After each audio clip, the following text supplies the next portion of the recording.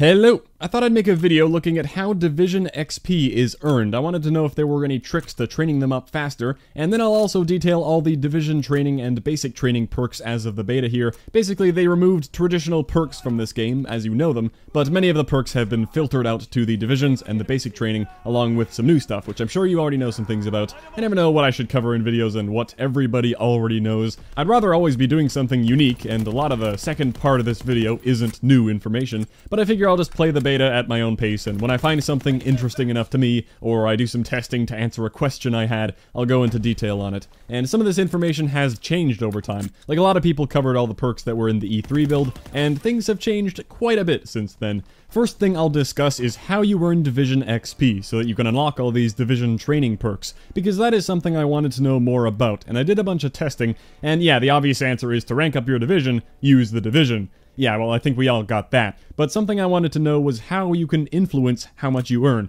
For example, do you earn XP faster if you're using the weapon type associated with the Division? Should I be using a shotgun to rank up Expeditionary, or can I just use anything? Here I got one LMG kill with Expeditionary on, with a Longshot and First Blood medal, and then I used other divisions for the rest of the game, and that earned me 250 Expeditionary XP. In another game, I got one Expeditionary shotgun kill with a payback medal, then died and switched it up, and that earned me 400 XP.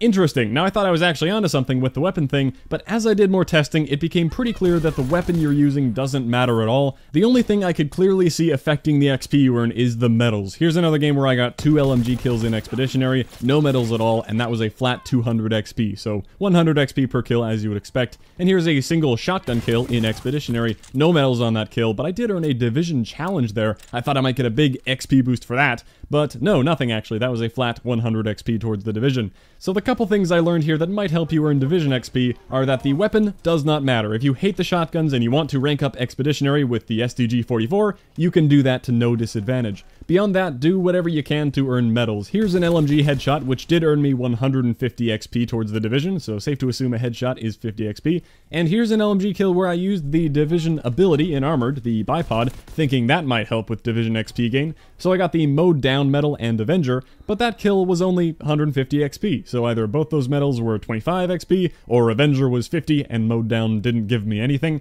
There are many details I obviously don't know right now, like how much each medal is worth. If past COD games are any indication, going on kill streaks is probably worth quite a bit, but it's difficult to test, and I don't think it's worth testing right now because it is a beta and these things can change. But apparently the payback medal is worth a lot. I have no other way to explain why that kill gave me 400 XP. I have gotten other shotgun kills with the incendiary rounds that didn't give me any extra XP, so that was odd. Anyway, use any weapon you want to rank up the divisions. You can gain XP at the same rate. If you had any doubt about that, hopefully that clears things up.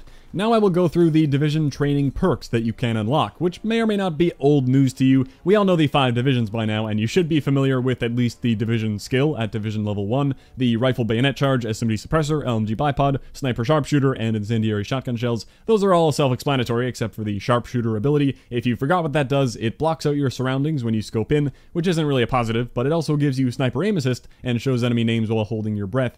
After that, though, there are many other traits, or what are essentially perks, you get with your division when you train it up. This might sound really obvious, but the big thing to realize here is that they apply to any weapon class. Clearly, the 5 divisions correlate to the 5 main weapon classes, but they don't have to. If you want an SMG class, Airborne isn't automatically the best division for you. The division perks 2, 3, and 4 are all things that can help you with any primary weapon. Then finally, there's the Tier 5, which is a classified weapon corresponding to the main primary weapon of that division, and you can't unlock it in the beta. Your division level doesn't go above 4. I believe Condrey said they wouldn't be revealed until the game comes out, and it sounded like they were special variants of some kind. People can speculate, oh, the SMG will be the Sten, the MP40, but I think we already know of those being in the game. Again, this will likely be a special variant. Keep in mind, there will be many more regular weapons in the game than there are right now. Like in the default classes, you can find the 1911 secondary and the WAF 28 SMG, neither of which are available in customization. Oh, and you notice how all the weapons specify that they're a standard issue in slightly different colored text?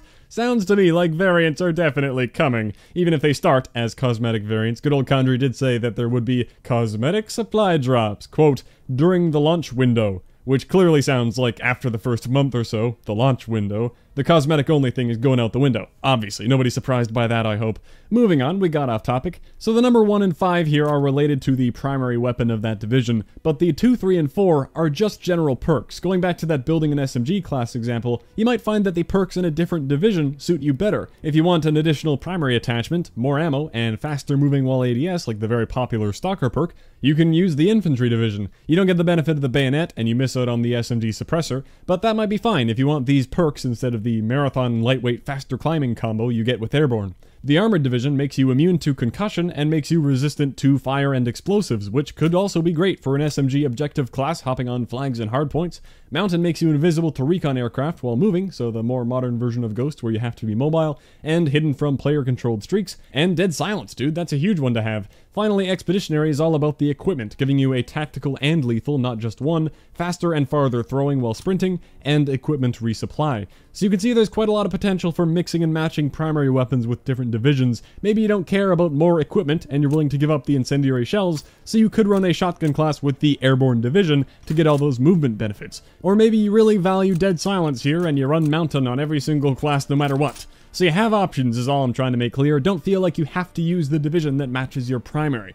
Now I can cover all the basic training stuff. You can pick one basic training for your class, which will give you an additional bundle of perks to complement your division. There isn't as much to talk about here because I'm sure you can find this information on a list online somewhere, but you might get confused depending on where you go because they might be talking about things that no longer exist. I did go ahead and unlock all the 10 that are in the beta. The ones that were in the E3 build, I believe, do not exist anymore. It's hard to confirm that, but I'll get back to those. You can skip ahead if you don't want me to list all these off with opinions mixed in. You've got launched, replacing your secondary with a launcher that can be resupplied. For example, that used to be part of the armored division in an older build. There's been a ton of swapping around between the division training and the basic training perks. So the launcher can be handy, but I have trouble getting used to it. I like the quick swap to the sidearm being there when I need it. Lookout, which makes targets appear from farther away and increases minimap coverage. Forage, which is like Scavenger combined with quick weapon swapping. Hustle, which allows you to reload faster and do so while sprinting. Rifleman, which is like Overkill, and it also gives you the quick weapon swapping, which is a very nice benefit to combine with two primaries. The biggest downside is usually giving up that quick swap to your sidearm, but if you can swap to an SMG almost as quickly as a pistol, that's very good, I think. Duelist gives you 2 attachments on your secondary, kinda useless in the beta with only this Luger P08 to choose from. In general, it seems inferior to Rifleman, I think. Gunslinger allows you to fire while sprinting and diving, fun for SMGs or anything with good hipfire.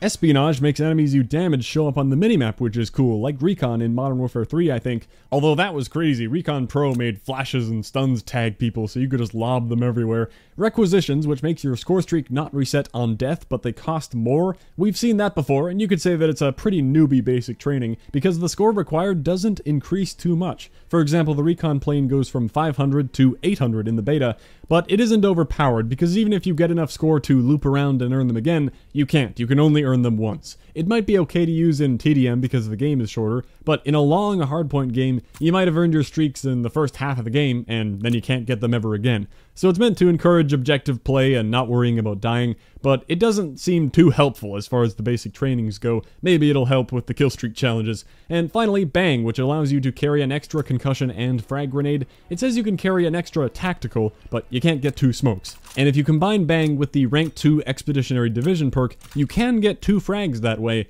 but you still can't get more than 1 smoke, nor can you get 3 concussions. Those are the 10 basic trainings in the beta. Now in the E3 build, the basic trainings were drastically different, and tons of people reported on those, and that can lead to some misinformation now that they've changed. And by the time the finished game rolls around, they may have changed drastically once again, and this will no longer be accurate. In the E3 build, these were the 10 basic trainings, and if you look at some of those, you can see the massive overlap with the current division training perks we have now, like Phantom giving you quieter movement, no fall damage, and you're invisible to recon while moving. That sounds huge to me. Ghost and Dead Silence in one basic training, and you can use that with a suppressed SMG in the airborne division? Whereas now you would have to use Mountain to get that. Back in that build, the Mountain division was much weaker. It had some of the abilities that now come with the Lookout basic training instead of the Dead Silence and Ghost stuff. So I'm going to go ahead and assume that those other basic trainings weren't just omitted from the beta, rather they aren't a thing anymore. I've heard some people talking about them like they are, and they may come back somewhat, and there may end up being more than 10 in the final game, because there are some perks that are unaccounted for, like Undercover, killing without revealing enemy death locations, and and no name or reticle color change when targeted. Also Ordnance to reroll care packages and make score streaks cheaper.